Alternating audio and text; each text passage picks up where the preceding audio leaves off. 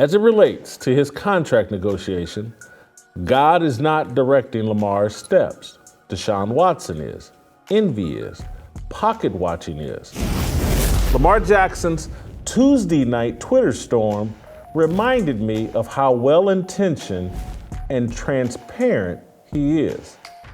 It also confirmed my suspicion that a lack of proper guidance could very well turn the 26-year-old NFL superstar into a cautionary tale about pocket watching, envy, and a victim's mentality.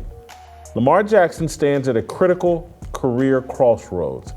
His desire to land a Deshaun Watson-type contract with all that guaranteed money and the media-driven drumbeat of victimization have distracted Lamar from the narrow path of football immortality he claims to prioritize.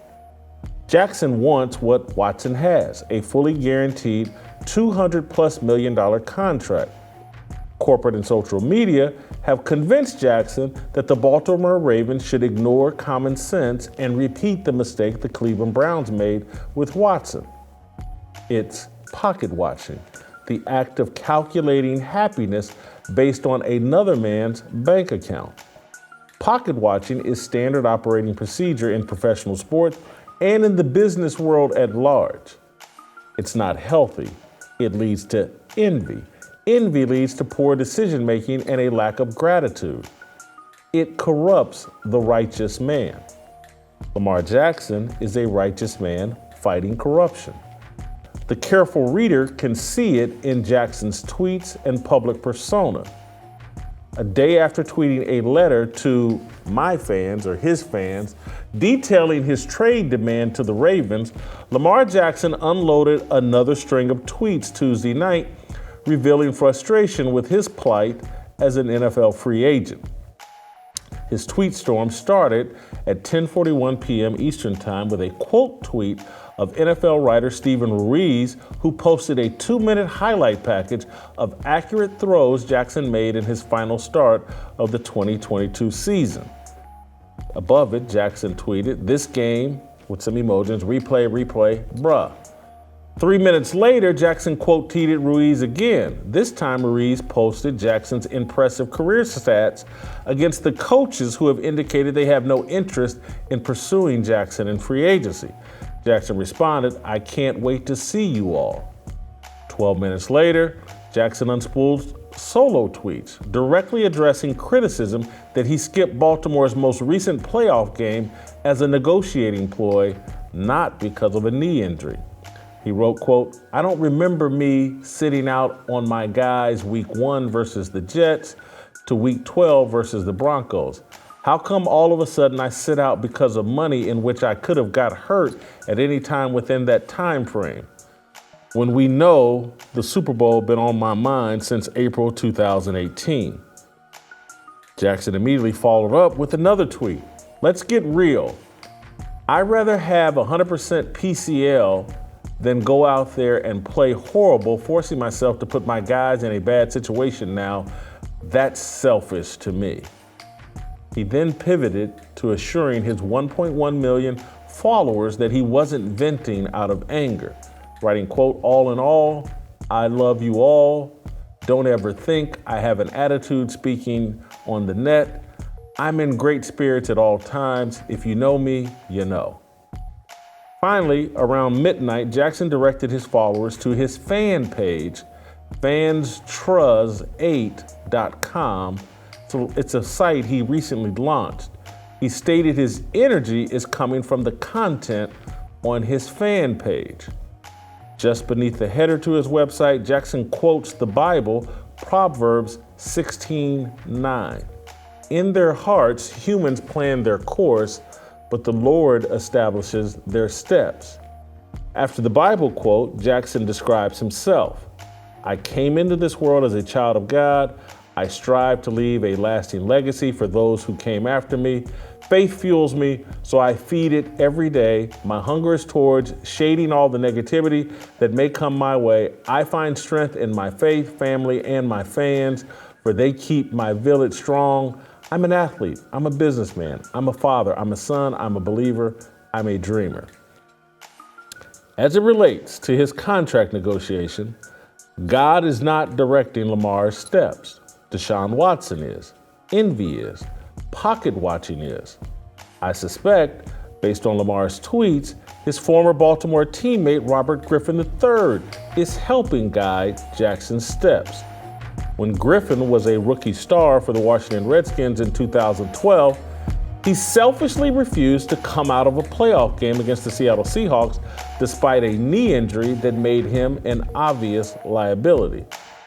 Griffin, now an ESPN broadcaster, has been the primary media promoter of the narrative that Jackson is a victim.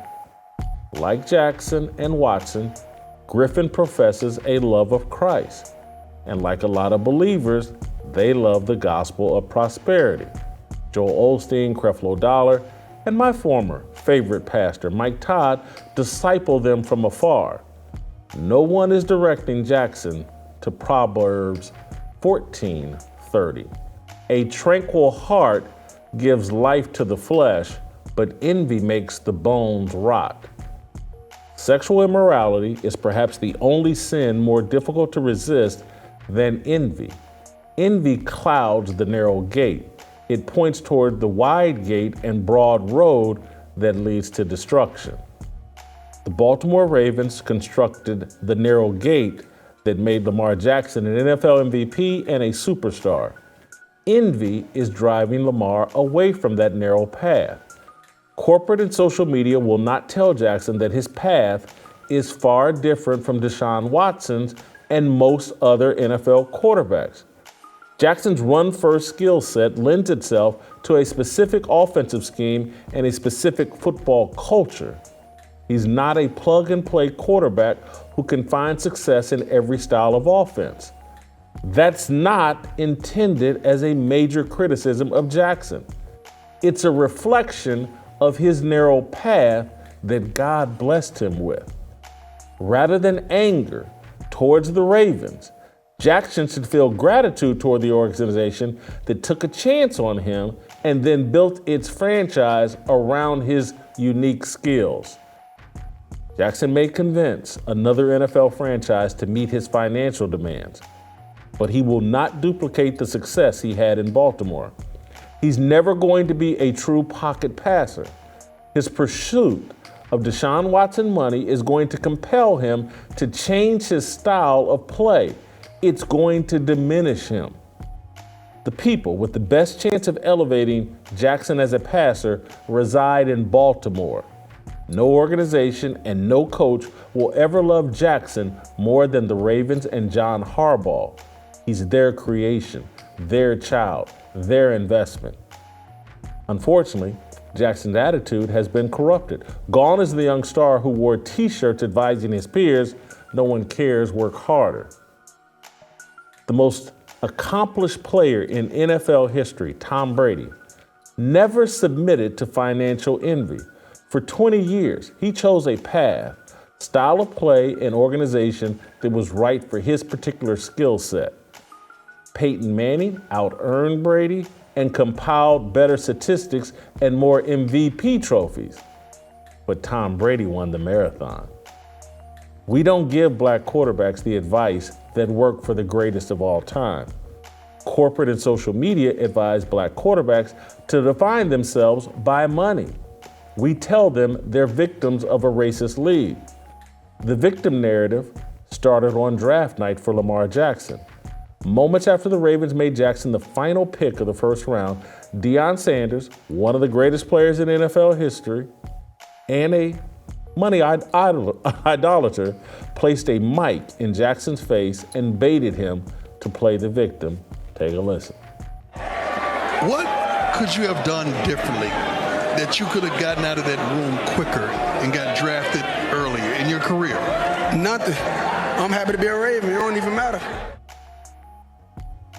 Now it does matter, and now Jackson is not happy to be a Raven. Due to injuries, he's missed 10 of Baltimore's last 22 games. Despite that, the organization would easily pay Jackson $40+ million a year over the next 3 or 4 years with $130 million in guarantees. Jackson does not meet anyone's standard of victim. He's incredibly blessed. He can't see it or acknowledge it because he's blinded by envy and a choir of short-sighted sycophants singing the gospel song, "We Shall Overcome." It's sad. He's a great kid. He wants to follow God, but a wicked culture is baiting him to chase the bag.